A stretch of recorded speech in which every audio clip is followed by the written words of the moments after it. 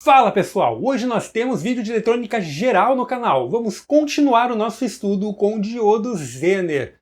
Hoje nós vamos falar sobre o circuito clipador e vamos colocar dois diodos, cada um com uma tensão Zener diferente no circuito e ver o que acontece. Eu sou o engenheiro Josias Martins da Bob Sim P&D, então vem comigo logo depois da vinheta.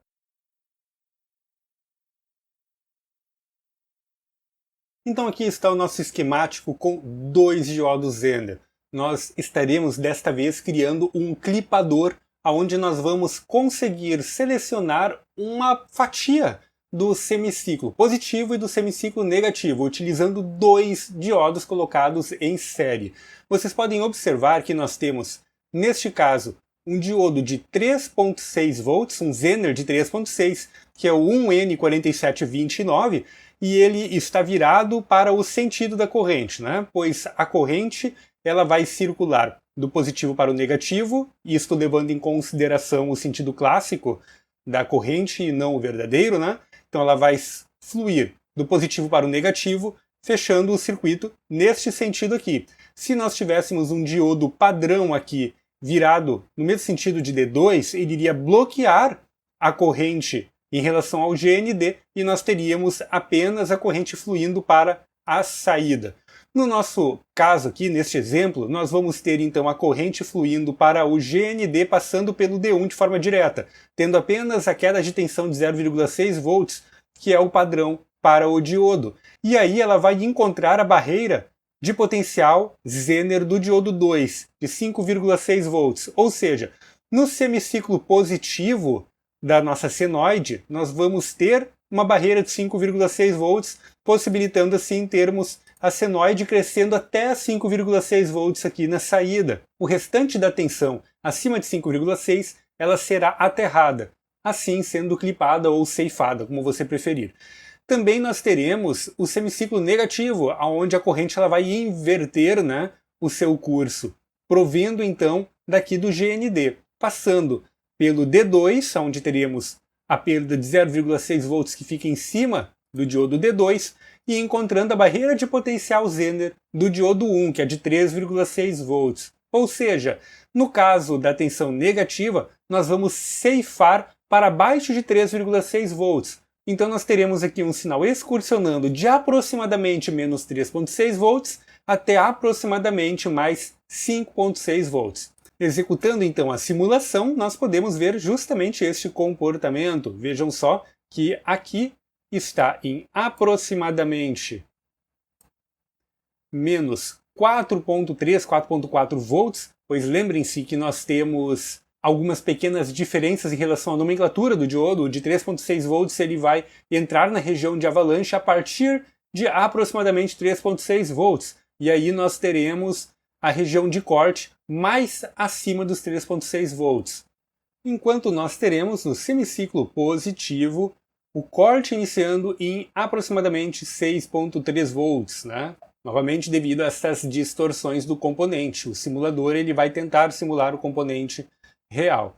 Ok, então vamos ver isso daqui funcionando na prática. Aqui na bancada, então, nós temos o nosso resistor de polarização. Você deve estar se perguntando, mas e o resistor de polarização, como é que eu calculo? Como nós temos os diodos em série, você vai seguir o mesmo cálculo demonstrado para um único diodo Zener, levando em consideração a corrente do diodo mais fraco. Se você tem, por exemplo, um diodo que suporta 200 mA e outro 170, você vai levar em consideração os 170 mA de limite para calcular o resistor de polarização. Aqui, como os dois diodos eles possuem as mesmas características, então eu reaproveitei o cálculo do vídeo anterior. Assim, é muito importante que você tenha assistido a toda a nossa série de vídeos onde demonstramos como trabalhar e calcular diodos Zener. Aqui nós temos, então, o sinal sendo injetado e ele vem do gerador de função. Depois vamos ver como está configurado o nosso gerador de função. Temos a ponteira número 1 do osciloscópio diretamente nessa entrada de sinal para vermos o sinal original. Temos também aqui o nosso diodo de 3,6 volts, que é o 1N4029, e aqui nós temos o diodo de 5,6 volts, que é o 1N4734. E no nó entre o resistor e o primeiro diodo, nós temos a ponteira número 2 do osciloscópio para vermos o sinal final de todo este esquema aí. Aqui então nós temos o gerador de função que está configurado para uma senoide que vai de -8 até mais 8 volts. Vamos gerar um sinal de 100 kHz. Então eu vou ligar aqui a saída número 1, que é a que estamos utilizando, e já podemos ver o sinal sendo plotado no osciloscópio. Eu já organizei aqui para que nós pudéssemos verificar os sinais sobrepostos. Então aqui nós podemos ver bem certinho aonde está sendo ceifado ou clipado o nosso sinal, né? Podemos observar o semiciclo negativo e o semiciclo positivo. Eu vou pausar aqui a captura e vamos utilizar os cursores. Cursores do canal de número 1. Eu vou posicionar o cursor 1 na origem em 0 volts. Então o cursor 1 está em 0 e o cursor 2 eu vou levar lá em cima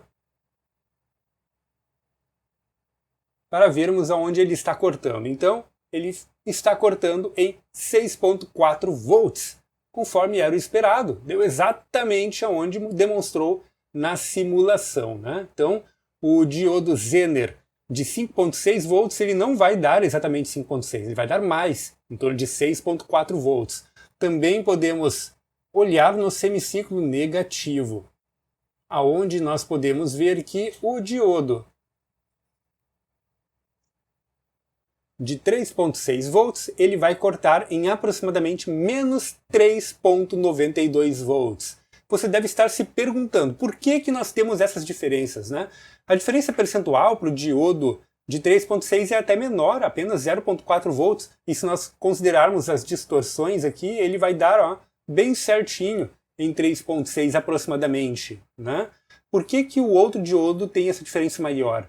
Bom, é por causa da barreira de depressão, você precisa somar a barreira de depressão. Quando você vai polarizar ele negativamente, a barreira de depressão ela não se soma. Agora, quando você vai polarizar ele positivamente para atacar uma senoide positivo, obviamente, essa barreira de depressão ela vai se somar com a barreira Zener, assim elevando um pouco mais a tensão Zener.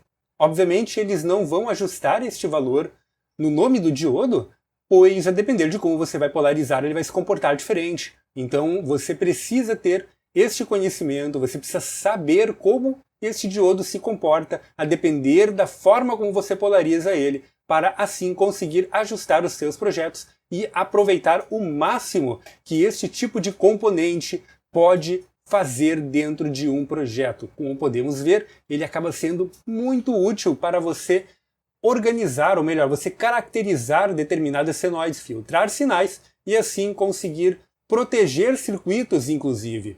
E vamos começar a ver algumas aplicações nos nossos próximos vídeos, então fica ligado aí no canal.